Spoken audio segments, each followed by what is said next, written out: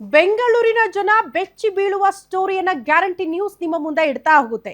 ಈ ಹಿಂದೆ ರಾಜೇಗೌಡ ಯಾವ ರೀತಿ ಬೆದರಿಕೆ ಹಾಕಿದ ಆತನ ಆಡಿಯೋನ ತಾವು ಕೇಳಿಸ್ಕೊಂಡಿದ್ರಿ. ಈಗ ಮತ್ತೊಬ್ಬ ರಾಜೇಗೌಡನ ಸ್ಟೋರಿಯನ್ನ ನಿಮ್ಮ ಮುಂದೆ ಇಡ್ತಾ ಇದೀವಿ. ಹಾಗಾದ್ರೆ ಯಾರಾತ, ಆತ ಮಾತನಾಡಿದ್ದೇನು, ಆತ ಯಾವ ರೀತಿ ಧಮಕಿ ಹಾಕಿದ್ದಾನೆ, ಆ ಕುರಿತ ಮಾಹಿತಿ. ಸಣ್ಣ ಕಾರಣಕ್ಕೆ ಆ ವ್ಯಕ್ತಿ ಬಾಯಿಂದ ಬಂದಿರುವ ಮಾತುಗಳು ಎಂಥದ್ದು ಗೊತ್ತಾ? ಆಕೆಗೆ ಭಯಾನಕ ಬೆದರಿಕೆ ಹಾಕ್ತಾನೆ. ಕೇಳಿದ್ರೆ ನೀವು ಕೂಡ ಒಂದು ಕ್ಷಣ ಶಾಕ್ ಆಗ್ಬಿಡ್ತೀರಿ.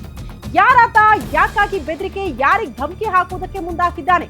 ಗ್ಯಾರಂಟಿ ನ್ಯೂಸ್ ನಲ್ಲಿ ಭಯಾನಕ ಸ್ಟೋರಿಯನ್ನ ನಿಮ್ಮ ಮುಂದೆ ಇಡ್ತಾ ಇದೀವಿ. ಕಾರಣ, ಈ ಹಿಂದೆ ರಾಜೇಗೌಡನ ಬಾಯಲ್ಲಿ ಬಂದಂತಹ ಪದಗಳನ್ನ ಕೇಳಿಯೇ ರಾಜ್ಯದ ಜನ ಬೆಚ್ಚಿ ಬಿದ್ದಿದ್ರು. ಹಿಂಗೆಲ್ಲ ಬೆದರಿಕೆ ಹಾಕ್ತಾರಾ ಅಂತ.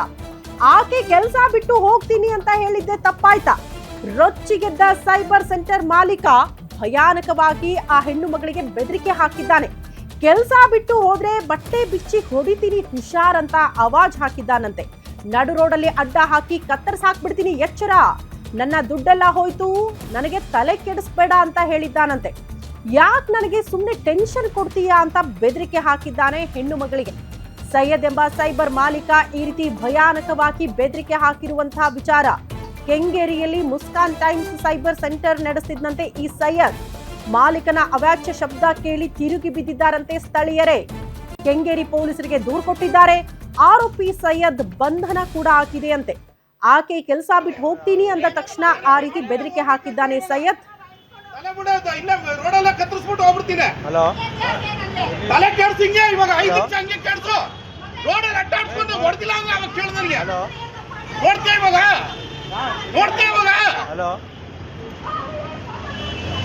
ಏನು ಕೆಲ್ಸಕ್ಕೆ ಸೇರಿಸ್ಕೊಂಡು ತಪ್ಪಿ ಎಲ್ಸಾರು ಬೇಗ ಮಾಡ್ತೀವಿ ಈಗ.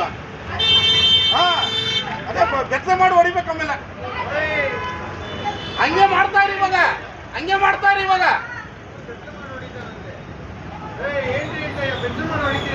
ಕಂಪ್ಲೇಂಟ್ ಕೊಟ್ಟವ್ರಪ್ಪ, ಕಂಪ್ಲೇಂಟ್ ಕೊಟ್ಟವ್ರೆ. ಅದಕ್ಕೆ ಯಾಕ್ರಿ ಬೆತ್ತಲೆ ಮೇಲೆ ಹೊಡಿತೀವಿ? ಅಲ್ಲಲ್ಲ, ಯಾಕಂತ ಕೆಲ್ಸಕ್ಕೆ ಸೇರಿಸ್ಕೊಂಡು ಬೆತ್ತಲೆ ಮೇಲೆ ಹೊಡಿತಾರೆ ಸರ್.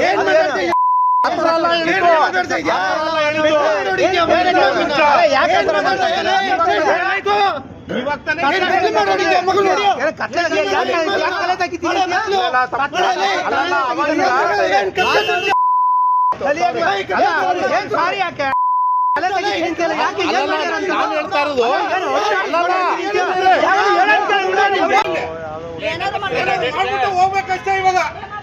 ತಲೆ ಬಿಡೋದು ಇಲ್ಲ. ಈ ಬಗ್ಗೆ ಮತ್ತಷ್ಟು ಡೀಟೇಲ್ಸ್ ಅನ್ನ ಕೊಡ್ತಾ ಹೋಗ್ತಾರೆ ಹಿರಿಯ ಪ್ರತಿನಿಧಿ ಅಜಯ್ ಕುಮಾರ್. ನೇರ ಸಂಪರ್ಕದಲ್ಲಿ ಜಾಯಿನ್ ಆಗ್ತಿದ್ದಾರೆ. ಅಜಯ್, ಕೆಲಸ ಬಿಡ್ತೀನಿ ಅಂದ್ರೆ ಅದು ಅವರು ವೈಯಕ್ತಿಕ ವಿಚಾರ, ಹಂಗಂತ ನೀವು ಬೀದಿಯಲ್ಲಿ ನಿಂತ್ಕೊಂಡು ಈ ರೀತಿ ಬೆದರಿಕೆ ಹಾಕ್ತಾರೆ ಅಂದ್ರೆ ಎಷ್ಟು ದಿಮಾಕು ದೌಲತ್ ಇರಬೇಕು ಅಂತ.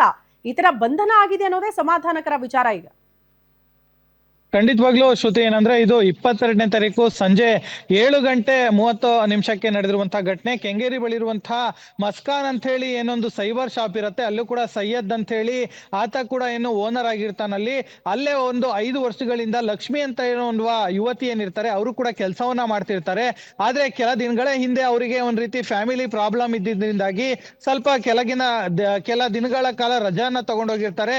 ಆದ್ರೆ ಅಲ್ಲಿ ಸೈಬರ್ ಸೆಂಟರ್ನ ಕಂಪ್ಲೀಟ್ ಆಗಿ ನೋಡ್ಕೊಂತಿದ್ದು ಲಕ್ಷ್ಮಿ ಆಗಿರುತ್ತೆ. ಸೊ ಹೀಗಾಗಿ ಈತಂಗೂ ಕೂಡ ಫೈನಾನ್ಷಿಯಲಿ ಲಾಸ್ ಆಗಿರುತ್ತೆ. ಆ ಒಂದು ಸೀಟ್ನಿಂದ ಲಕ್ಷ್ಮಿ ಯಾವಾಗ ಮತ್ತೆ ಕೆಲ್ಸಕ್ಕೆ ಬರ್ತಾರೋ ಆಗ ಮತ್ತೆ ಕೆಲವೊಂದು ಮಾತುಗಳನ್ನ ಕೂಡ ಈತ ಆಡಿರ್ತಾನೆ. ಆಗ ಆಕೆ ಕೂಡ ಸಿಟ್ಟಿಂದ ಇಲ್ಲ, ನಾನು ಕೆಲಸ ಮಾಡೋದಿಲ್ಲ ಅಂತ ಅಲ್ಲಿಂದ ಹೊರಡುವಂತ ಸಂದರ್ಭದಲ್ಲಿ ಕೂಡ ಈತ, ನೀನ್ ಏನಕ್ಕೆ ಹೋಗ್ತಿದ್ಯಾ, ನೀನೀಗ ನಿನ್ನನ್ನು ಏನಾದ್ರು ಹೊರಗಡೆಯವರೇ ನಿನ್ನನ್ನು ಬೆತ್ತಲೆ ಮಾಡಿ ಹೊಡಿತೀನಿ, ನನಗ್ ತಲೆ ಕೆಡ್ಸ್ಬೇಡ, ನೀನ್ ಇಲ್ಲೇ ಕೊಚ್ಚಾಕ್ತೀನಿ ಅಂತ ಹೇಳಿ ಈ ರೀತಿಯಾಗಿ ಅವಾಚ್ಯ ಶಬ್ದಗಳಿಂದ ಕೂಡ ಏನು ಆ ಯುವತಿ ಕೂಡ ನಿನ್ಸಿರುವಂತದ್ದು. ಸೊ ಹೀಗಾಗಿ ಆ ಒಂದು ವಿಚಾರ ಅಲ್ಲಿದ್ದಂತ ಕೆಲವೊಬ್ರು ಮೊಬೈಲ್ ನಲ್ಲೂ ಕೂಡ ರೆಕಾರ್ಡ್ ಮಾಡ್ಕೊಂಡಿದ್ದಾರೆ. ಹಿಂದೆ ಅಲ್ಲಿರುವಂತ ಏನು ಸ್ಥಳೀಯರೇನಿರ್ತಾರೆ ಅವನಿಗೂ ಕೂಡ ಪ್ರಶ್ನೆ ಮಾಡುವಂತ ಕೆಲ್ಸಕ್ಕೂ ಕೂಡ ಮುಂದಾಗ್ತಾರೆ. ಯಾವಾಗ ಆತ ನಿನಗೆ ನಾನು ಬೆತ್ತಲೆ ಮಾಡಿ ಹೊಡಿತೀನಿ ಅಂತ ಹೇಳ್ತಾನೋ ಆಗ ಅಲ್ಲಿದ್ದಂತವ್ರು ಪ್ರಶ್ನೆ ಮಾಡ್ತಿದ್ದಂಗೆ ಆತ ಕೂಡ ಆಗ ತಣ್ಣಗಾಗ್ತಾನೆ. ಅಂದ್ರೆ ಸಾಕಷ್ಟು ಕೆಟ್ಟದಾಗಿ ಜೊತೆಗೆ ಅವಾಚ್ಯ ಶಬ್ದಗಳಿಂದನೂ ಕೂಡ ನಿನ್ಸುವಂತ ಕೆಲ್ಸಕ್ಕೂ ಕೂಡ ಆತ ಮುಂದಾಗಿರ್ತಾನೆ. ತಕ್ಷಣ ಅಲ್ಲಿಂದ ಸ್ಥಳೀಯರು ಆತನನ್ನ ಏನೋ ಸಾಕಷ್ಟು ಸಿಟ್ಟಾಗಿದ್ರಿಂದಾಗಿ ಆತನನ್ನ ಬೇರೆ ಕಡೆ ಕರ್ಕೊಂಡು ಹೋಗುವಂತ ಕೆಲ್ಸಕ್ಕೂ ಕೂಡ ಮುಂದಾಗ್ತಾರೆ. ಜೊತೆಗೆ ಕೆಂಗೇರಿ ಪೊಲೀಸರು ಕೂಡ ಆತನಿಗೆ ಕರೆ ಮಾಡಿ ಈ ರೀತಿಯಾದಂತ ಜಗಳದ ವಿಚಾರ ಕೂಡ ತಿಳಿಸ್ತಾರೆ. ಕೆಂಗೇರಿ ಪೊಲೀಸರು ಕೂಡ ಸ್ಥಳಕ್ಕೆ ಬಂದು ಆತನನ್ನು ಕೂಡ ಈಗಾಗಲೇ ಅರೆಸ್ಟ್ ಮಾಡಿ ಮತ್ತೆ FIR ಅನ್ನು ಕೂಡ ಈಗಾಗಲೇ ಲಾಡ್ಜ್ ಮಾಡಿರುವಂತದ್ದು. ಇನ್ನು ಕೇವಲ ಬೈದಿರೋದ್ರಿಂದಾಗಿ ಮತ್ತೆ ಅವಾಚ್ಯ ಶಬ್ದಗಳಿಂದ ನಿಲ್ಸಿರೋದ್ರಿಂದಾಗಿ ಆತನಿಗೂ ಕೂಡ ಸ್ಟೇಷನ್ ಬೆಲ್ ಸಿಗುವಂತ ಎಲ್ಲ ಸಾಧ್ಯತೆಗಳು ಕೂಡ ಹೆಚ್ಚಿದೆ ಅಂತಾನೆ ಹೇಳಲಾಗ್ತಿರುವಂತದ್ದು. ಒಟ್ಟಿನಲ್ಲಿ ಈ ರೀತಿಯಾದಂತ ಮಹಿಳೆಯರ ಮೇಲಿನ ದೌರ್ಜನ್ಯ ನಿಜಕ್ಕೂ ಕೂಡ ದಿನೇ ದಿನೇ ಜಾಸ್ತಿ ಆಗ್ತಿದೆ ಅಂತಾನೆ ಹೇಳ್ಬೋದು. ಕೆಲ ದಿನಗಳ ಹಿಂದೆ ಅಷ್ಟೇ ಈಗಾಗಲೇ ರಾಜೀವ್ ಗೌಡ ಅವರ ವಿಚಾರ ಸಾಕಷ್ಟು ಸುದ್ದಿಯಲ್ಲಿರುವಂತದ್ದು.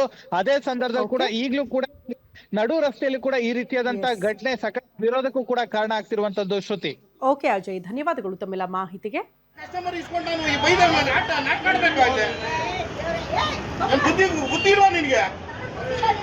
ಮತ್ತೆ ತಗೊಂಡು ಇಟ್ಬಿಟ್ರೆ ಯಾರಾದ್ರೂ ಬಂದಿದ್ದು ನೋಡ್ತಾರೆ ನಮ್ಗೆ. ಏನ್ ಬುದ್ಧಿ ಐತೆ? ನನ್ಗೇನಿಲ್ಲ, ಸುಮ್ಮನೆ ನನ್ಗೆ ತಲೆ ಕಡಿಸ್ಬಿಡ. ಇಲ್ಲ 50,000 ಬೇರೆ ಹೋಯ್ತು 1 ವರ್ಷದ್ದು. ಯಾವ ಬರೋದು ಯಾವಾಗ ಇವಾಗ?